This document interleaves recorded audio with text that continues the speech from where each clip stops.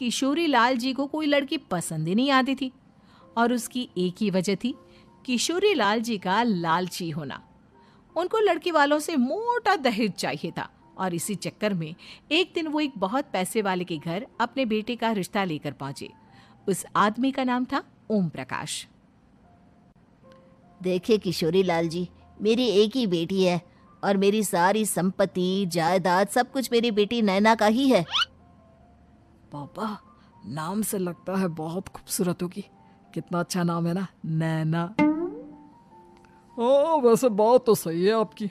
अब इतना पैसा है, जमीन जायदाद है, इकलौती बेटी, आप भी क्या करेंगे? सब कुछ उसे ही देंगे ना। बिल्कुल ठीक पहचाना आपने। बस बेटी की शादी और सारी जायदाद उसके नाम। पापा, बिना देखे हाँ कर दीजिए ना। इतना अच्छा रिश्ता फिर कहाँ मिलेगा? माला माल हो जाएंगे हम। मैं अपनी बेटी को बुलाता हूँ। अरे नहीं नहीं नहीं नहीं, आपकी बेटी का नाम नैना है, सुनकर ही लगता है बहुत सुंदर होगी। रहने दीजिए अंकल, मैं तो आपकी बेटी के नाम से ही इतना खुश हो गया हूँ कि उसे बिना देखे शादी करने को तैयार हूँ। अब तो मैं उसका चेहरा सीधे शादी के बाद ही देखूंगा। और इस तरह राघव नैना का चेहरा नहीं देखता और उससे शादी कर लेता है। शादी के बाद अपनी सुहाग रात पर जब राघव नैना का घूंघट उठाकर देखता है तो नैना की आंखें बंद थी। कितने खूबसूरत हो तुम नैना, जरा अपनी आंखें खोलकर मेरी तरफ देखो तो सही। नहीं, मुझे शर्म आती है। अरे, मैंने तुम्हें शादी से पहले भी नहीं देखा और अब अगर तुम आंखें खोलकर मुझे देखोगी भी नहीं तो मुझे अच्छा कैसे लगेगा? इससे पहले कि नैना अपनी आंखें खोलकर राघव की तरफ देखती, अचानक से लाइट चली गई और राघव नैना को पूरी तरह से देख भी नहीं पाया। अगली सुबह नैना राघव के लिए नाश्ता बनाकर लेकर आई। अरे ये क्या, आधा पराठा सेका हुआ है और आधा बिल्कुल कच्चा। ये तुमने क्या किया नैना? बहू, तुमने क्या आधा पराठा तवे से नीचे लटका कर रखा था जो आधा सेका है और आधा कच्चा? मुझे जितना दिखेगा उतना ही तो सीखूंगी ना पापा जी। जहाँ जहाँ मुझे नजर आ रहा था वहाँ मैंने सीख लिया, जहाँ जहाँ नहीं दिखा वहाँ कच्चा रह गया होगा। इसका क्या मतलब है? ये कैसा मजाक कर रही है तुम? अरे बहू, तुमने इतना लंबा घूंघट क्यों लगाया हुआ है? देखो, हमारे घर में बहुओं को बेटी की तरह रखा जाता है और फिर तुम तो इतना सारा माल लेकर आई हो। देखो, ये घूंघट डालकर रखने की कोई ज़रूरत नहीं है। हाँ नैना, पापा जी ठीक कह रहा है, तुम तो आराम से रहो, अपना ही घर समझो। नैना अचानक से अपना घूंघट उठा लेती है। अरे ये क्या पापा, नैना की तो एक आंख फूटी हुई है। नाम से नैना, लेकिन ये तो कानी बहू निकली। मेरे साथ धोखा हुआ है, धोखा। बिना दिखाए अपनी कानी लड़की मेरे संग ब्याह दी। मुझे कानी बीवी नहीं चाहिए।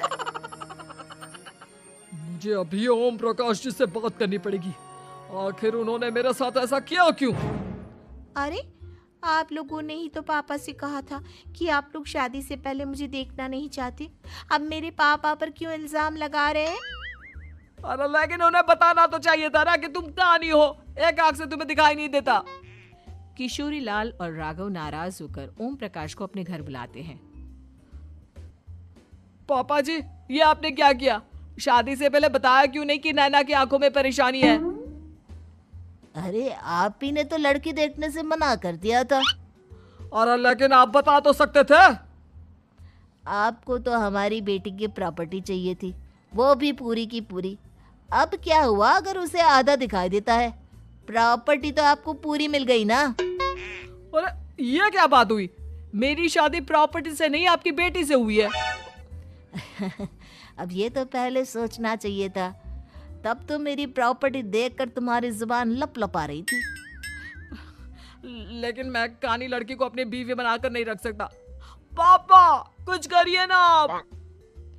हाँ, करता हूँ। देखिए ओम प्रकाश जी, आप हमारे साथ ऐसा नहीं कर सकते। और तुम देखो, अगर तुमने मेरी बेटी से शादी तोड़ी ना तो जो भी प्रॉपर्टी मैंने तुम्हें दी है वो तो पूरी की पूरी वापस ले ही लूँगा और आधी प्रॉपर्टी तुम्हारी भी लूँगा। अरे मेरी आधी प्रॉपर्टी भला क्यों लेंगे आप? इसलिए क्योंकि मेरी बेटी को आधा नजर आता है और उसकी नजर अभी तक तुम्हारी आधी जायदाद पर ही पड़ी है। अब तुम उसे घर से निकालोगे तो कुछ तो लेकर जाएगी ना। और अगर हम आपकी बेटी को अपने घर की बहू बना कर रखे तो? तो तुम्हारी पूरी प्रॉपर्टी तुम्हारी ही रहेगी और जो मैंने तुम्हें दिया है ना उसमें से बस मैं आधा लेकर जाऊंगा। अरे लेकिन अब आप अपनी दी हुई प्रॉपर्टी में से आधी वापस क्यों लेकर जाएंगे? अगर मैं आपकी बेटी को अपनी पत्नी बनाकर रखने को तैयार हूं तो? इसलिए ताकि भविष्य में अगर तुम मेरी बेटी को धोखा दो तो उसके पास कुछ तो रहे जो पति का हो।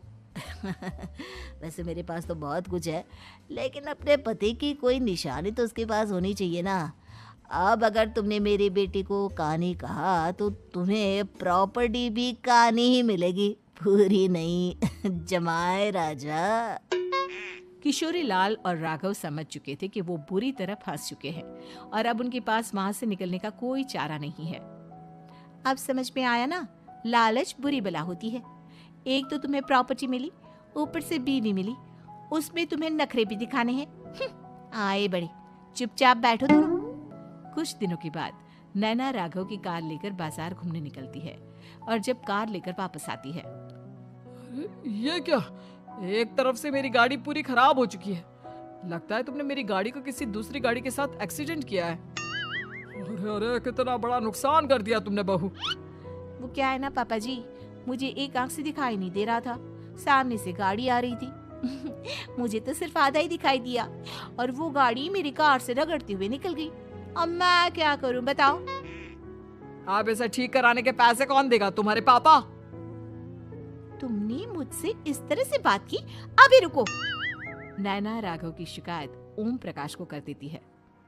देखो राघव, अब जो मेरी आधी प्रॉपर्टी तुम्हारे पास थी ना उसमें से आधी और मैं लेकर जाऊंगा क्योंकि तुमने मेरी बेटी को डांटा।